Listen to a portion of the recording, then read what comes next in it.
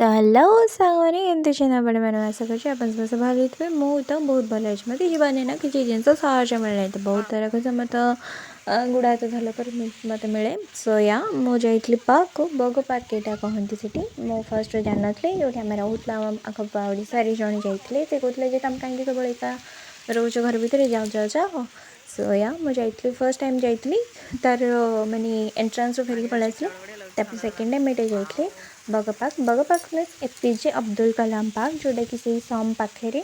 भरतपुर ठू आगू टे कलिंग स्टूडियो छक आगू मैंने से माने जमी आप भुवनेश्वर तो मस्ट चेकआउट करूँ से बहुत भल शांति परिवेश चारिड़े माने सबुज कलर थी हरियाली थी सो या आपको बहुत भल लगे ठंडा ठंडा पवन बहुत थो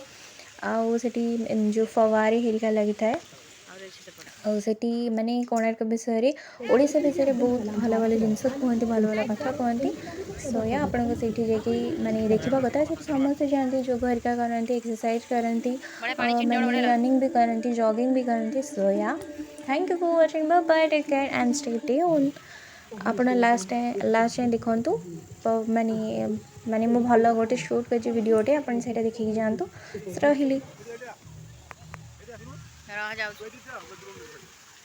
वाओ देख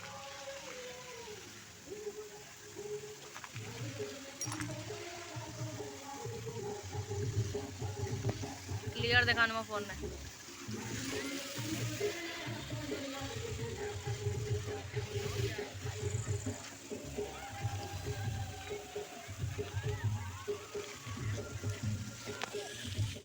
गंगवंशर राजत्व काल नौ वाणिज्यर गौरव ओडिशार इतिहास को समृद्ध करिछि। एही समय रे महान कोणार्क मंदिर ठारू पुरीर श्री जगन्नाथ मंदिरर तेजियान स्थापत्य आम सांस्कृतिक ऐतिह्य को बलिष्ठ रूप देछि। सूर्यवंशी गजपति राजवंशर प्रतिष्ठाता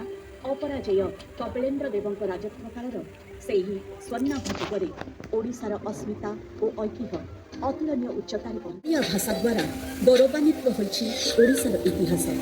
ओडिया भाषा केवल जोगाजोगर एक माध्यम नुहे बरं ओडिशार प्रवहमान धारार एक जीवंत दस्तावेज। ओडिशार सांस्कृतिक वैचित्र्य एवं आधुनिक भावधारा को एकतार सूताखियारे बांधि रखिछि ओडिया भाषा।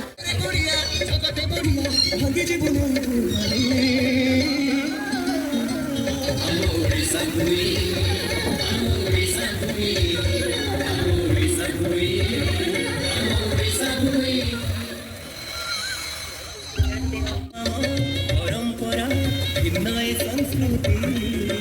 आहुरी सुंदर लोक कलाकृति नुआखाई भेट घाट आम धनु जान बड़ दांडे आषाढ़ गड़े